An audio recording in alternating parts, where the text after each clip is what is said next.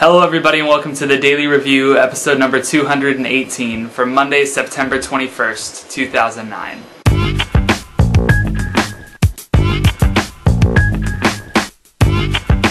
And the film I'm going to be reviewing for you guys today is The Informant. This film is directed by Steven Soderbergh and it stars Matt Damon, mostly Matt Damon with some supporting players, Scott Bakula and Joel McHale as the FBI agents that he's, corroborating with. The Informant basically tells the story of this guy who's really high up in his company, and he turns informant for the FBI to kind of talk about all the shady stuff that's been going on with the company. There's a gluconate thing to do with corn, all kind of very business-like words that I don't really know. But he basically is going back and forth and wearing wires and telling them, but it's all done in a very comedic fashion. If you've seen the trailers, you've seen Matt Damon walking into his building and narrating to the microphone as he walks in, that sort of thing.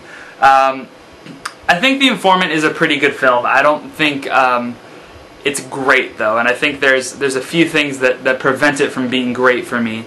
The first thing is probably just me personally, so this review might just be a little too personal. Maybe some people are not going to feel that way, but I've always felt, seeing these types of films about, going undercover, things that have to do with the business world, whether it be a film like The Informant or movies like Michael Clayton, which I think Michael Clayton is probably the best type of film of this genre, films like Wall Street, that sort of thing.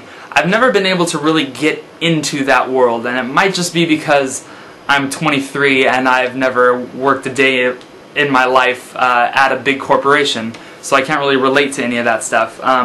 So that's just a small thing, but I think The Informant is done very well. I think it's a film, though, that people are either going to really like or they're really not going to like. I think there's a lot of things about this film that could turn some people off. The first one being that most of the humor in this film comes from voiceover from Matt Damon, and by that I mean there's scenes that are going on where he's sitting in a meeting and people are talking about real things, and then it goes into his inner monologue and he starts talking about the most random topics that have nothing to do with the film, nothing to do with plot development or anything. They're very funny, but I think the consistency of it could probably turn some people off about it. There's one scene where he asks how polar bears know that their noses are black because they cover their noses when they're hunting for food. Stuff like that that's just very random. The score to this film, I feel some people are either going to like or they're going to hate. It's very cheesy, almost like The Sting-esque. And I really didn't care for the score at all. I thought it was too much, I think, for this film, even though I see the humor that it's trying to go for and stuff. Wasn't really a fan of that. I think it probably has the second best opening of the year with text on screen, the first being 500 Days of Summer, but this one pretty awesome because as you know, at the beginning of most of these films it always says based on actual events or based on a true story. And this film says something to the effect of most of the things in this movie are based on actual events, however the writer may have changed certain elements here or there to make it funnier or more fiction, and then at the very end of it just says, "So there." Thought that was perfect and a nice little touch and to get it started with the movie.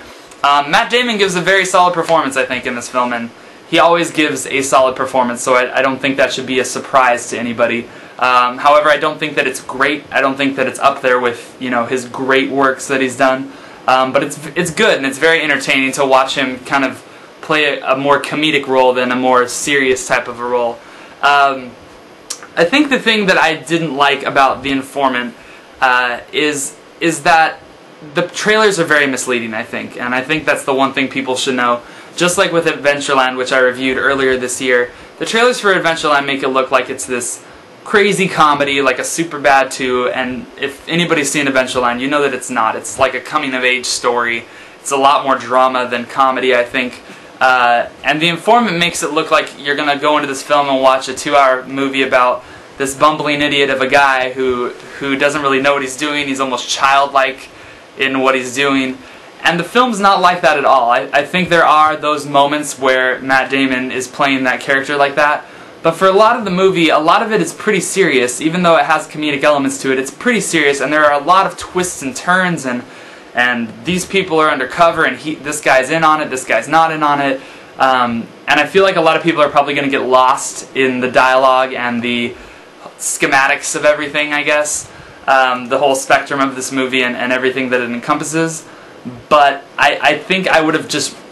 I wish it was more comedic, I guess, and I wish that it wasn't so bogged down in this lingo, this kind of like business-like lingo that people like me are not going to really be into or follow. But all that being said, I do think that The Informant is a pretty solid film. I don't think that it's exceptional or phenomenal at all. I think if you waited to see this on DVD, it wouldn't be the worst thing you could possibly do. But Matt Damon's performance definitely makes it worth seeing. I think Steven Soderbergh may not be back in full form. He may not have made one of his best films, but I still think that he's made a pretty good film. So I give The Informant a 3.5 out of 5. Anyway, thank you guys very much for watching. I'll be back tomorrow with another one for you.